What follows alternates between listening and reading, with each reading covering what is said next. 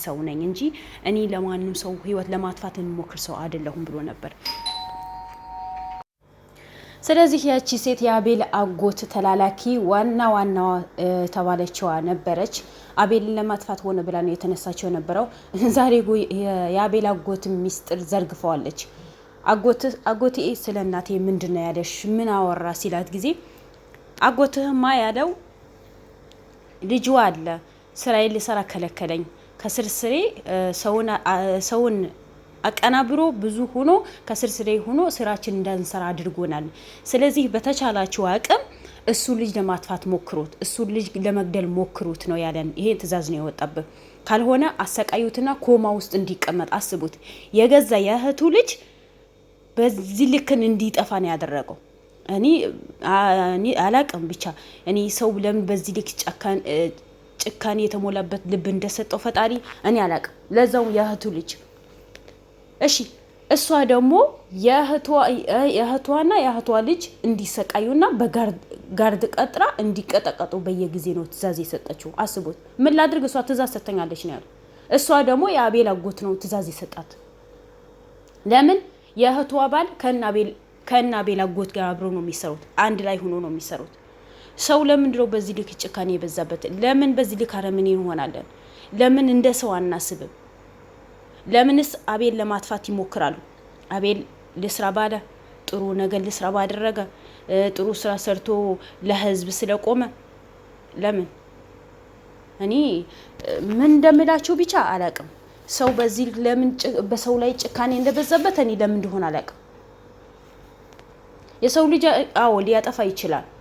ግን አሁን አቤል ተጎዳ ማለት አቤል እስር ቤት ገባ ማለት አቤል ኮማ ውስጥ ገባ ማለት ማን ነው የሚሰቃየው? የገዛ እህቱ እኮ ናት።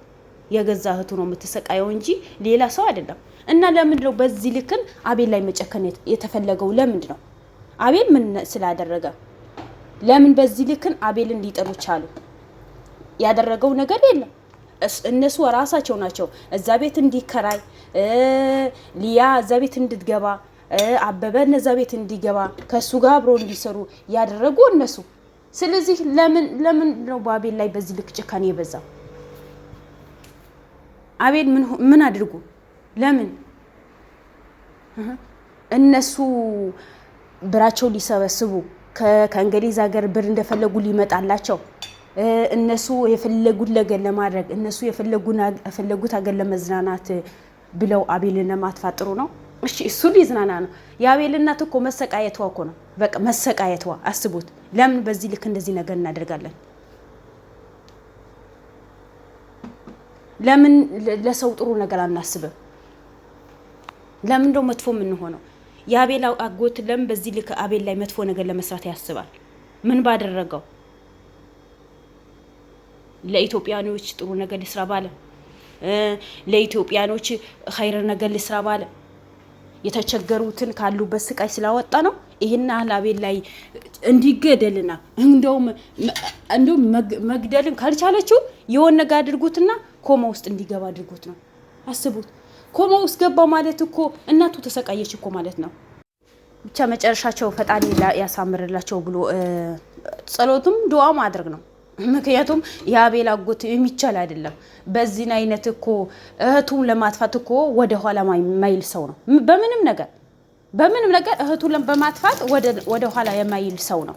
ለምን በቃ ውጭ ሀገር ሄዶ ብር እንደፈለገ ነው የሚሰጣ እንደፈለገ። እኔ እኮ የሚገርመኝ ሴቶቹ ናቸው። ለምን በዚህ ልክን በሰው ላይ መጨከን? እናት ሆኖ በልጅ ላይ ይጨክናሉ። እናት ሆኖ ወልደው ልጅ ኖራቸው በሰው በሌላ ሰው ልጅ ላይ ለመጨከን ይሞክራሉ። ከዛ እንደዚህ ሆነን ነው ታዘን ነው ምናምን። ለምን ስትታዘዙ አትወጡም እንዴ?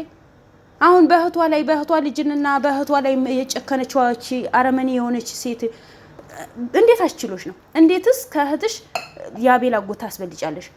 ከእህቷ ተደብቃ የሚገርማችሁ ነገር ከእህቷ ተደብቃ ከእህቷ ባልና ከአቤል አጎት ጋር ተገናኝተው ይሄ ስራ ነው የሚሰሩት። አስቡት። ለምን እነሱ ለማጥፋት አቤልን ለማጥፋት የአቤል እናት በሽተኛ ሆና ቤት ውስጥ እንድትኖር ስራቸውን ይሄ እኮ ነው። በቃ የሚያስደስታቸው ይሄ ነው። የገዛ እህቱ ትሙት ትዳን ትትረፍ ልጇ እንኳን እስር ቤት ገብቶ እኮ መሰቃየቷ እኮ አይቀርም አይደል እንዴ? ይሄ እኮ እየታወቀ እኮ ነው።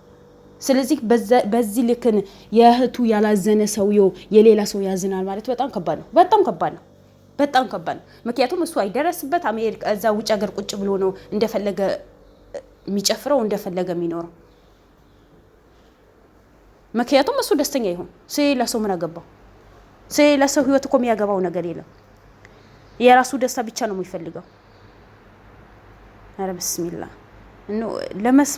ለመስማትና ለማየት የሚቀፍ ነገር ነው ሀገራችን ላይ የሚደረገው።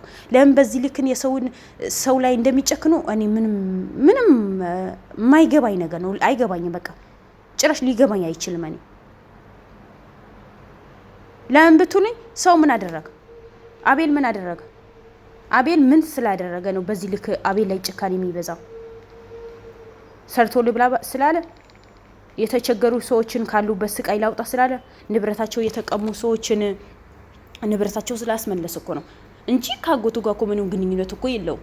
ተጣሉ፣ ቤተሰብ ይጣላል። እንኳን ቤተሰብ ከቤተሰብ ተውትና እግር ከእግር ይጋጫል። ስለዚህ ያ ነገር በዚህ ልክ በቀል፣ በዚህ ልክ እህቱ ላይ ያልሆነ ነገር መስራት፣ በዚህ ልክ እህቱ ላይ እንድትሰቃይ ማድረግ እኮ አግባብ አይደለም እንዴ። እህት እኮ ናት። ምንም ብትሆን ክፉም ብትሆን ደግ ብትሆን እኮ እህት እኮ ናት። በጣም አጂብ ነው። በጣም የሚያስገርም ነገር ነው። እኔ ከምንም በላይ አጎቱ ነው። ተውት። እኔ ምን እንደሚያጓጓኝ ታውቃላችሁ? ሊያና አበበ የተያዙ ቀን እኔ ምን እንደምን አላውቅም። ብቻ ሁሌ አዳዲስ ነገር ሲፈጠር እኛ ሁሌ አዲስ ነው የምንሆነው ሰዎች ስንባል፣ ግን በተለይ እነዚህ በቤቱ በልተው ጠጥተው እንደፈለጉ ሆኖ የኖሩ ሰዎችን የተያዙ ቀን እኔ ደስታዬን ወደር የለውም። የምሪ ነው የምላቸው። በቃ ለምን እንደሆነ አላውቅም። በጣም እነሱ እንዲህ ፊታቸው ሳይሸፈን ምንም ሳይሆኑ ሚዲያ ላይ ቢለቀቁ ለምን ነገ የሌላ ሰው እንዳይጎዱ። ዛሬ የሰሩትን እኮ ነገ አይሰሩም ማለት እኮ ከባድ እኮ ነው። ገብታችኋል? ምክንያቱም ዛሬ በሰው ህይወት ላይ ተጫውቶ ነው የኖሩት። ብር ለምደው ነው የኖሩት። ብር የለመደ ሰው ምንም የሰው ርህራሄ የሌለው ሰው ይመለሳል፣ ለሰውን ያዝናል ማለት እኮ በጣም ከባድ እኮ ነው። ባይሆንማ አቤል አጎቱ እኮ በእህቱ ላይ እንደዚህ ባልጨከነ። ግዴታ አቤል ላይ ስለደረሰ እሷ ምንም አላላትም እንዳትሉ። ልጇ ተሰቃየ ማለት እኮ እናት ተሰቃያለች። ከልጅ በላይ እኮ ነው እናት የምትሰቃየው። ገብቷቸዋል? ከልጅ በላይ እናት ተሰቃያለች። ስለዚህ ያ ስለሆነ ለምን በዚህ ልክ ለምን እንደሚጨክኑ አላውቅም። አቤል እስር ቤት ገባ። እሺ የአቤል እናት እንቅልፍ ይወስዳታል? የአቤል እናት ትበላለች፣ ትተኛለች? አቤል ታሞ አሰቃይቶ ኮማ ውስጥ አስገቡት። የአቤል እናት ጤነኛ ትሆናለች ብላችሁ ታስባላችሁ? ስለዚህ ይሄ በሙሉ የሚያደርገው እኮ ብር እኮ ነው። በቃ ብር አለኝ የፈለኩ ነገር ማድረግ፣ ብር አለኝ የፈለኩኝ ሰው ማጥፋት። ማንም ከሀገር ውጭ ነኝ፣ ማንም የሚጠይቀኝ ሰው የለም። እሱ እዛ ቁጭ ብሎ ብሩን ይልካል፣ ዶላሩ ይልካል። አገር ያሉት ደግሞ ሞኞችን የሰው ህይወት ለማጥፋት ይጣጣራሉ። ሰው በደካማ ጎኑ ገብተው ስራ እንደሌለው የቀን ስራ እንደሚሰራ ቤቱ እንዴት አድርጎ እንደሚመራ በደንብ መርምረው ጠይቆ ያውቁና ደካማ ጎኑ ካወቁ በኋላ አሪፍ ስራ አለ ለምን እዛ ስራ የሚሉታል። ከዚህ ስራ ውጣ፣ በአንድ ቀን በሰራው እኮ ጥሩ ገንዘብ ታገኛለህ። ስለዚህ ምን ሆነህ ነው? ለምን ከዚህ ስራ ትወጣ? ቤተሰቦች ጥሩ ሁኔታ ለምን አታኖራቸው የሚሉትና ወንጀል ውስጥ ይከቱታል።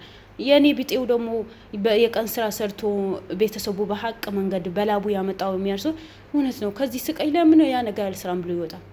ስለዚህ መጨረሻ ላይ እንደዚህ ያልሆነ ወንጀል ውስጥ እንዲገባ ያደርጉታል። እኔ አላቅም፣ ብቻ ምን እንደምላችሁ አላቅም። በተለይ ዛሬ አጎቱን ያዘዘው ትዕዛዝ እኔ ስሰማው በጣም ነው የደነገጥኩት። ለምን በዚህ ልክ ለምን እንደጨከነበት ራሱ ነው የሚያውቀው።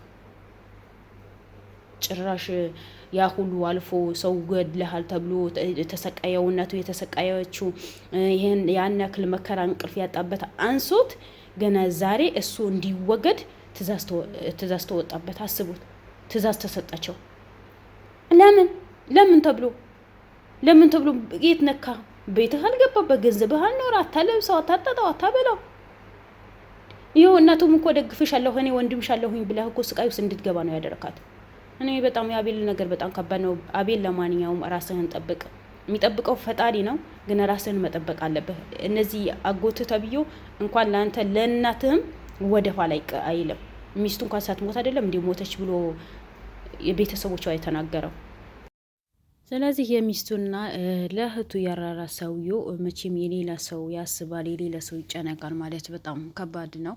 ምንም አይደርስብኝም፣ ምንም አያደርጉም፣ ምንም አያመጡም በማለት ነው ውጭ ሀገር ቁጭ ብሎ ሰው ራስ በራሱ እንዲጋጭ ሰውን ነብስ እንዲያጠፉ የሚያደርጋቸው።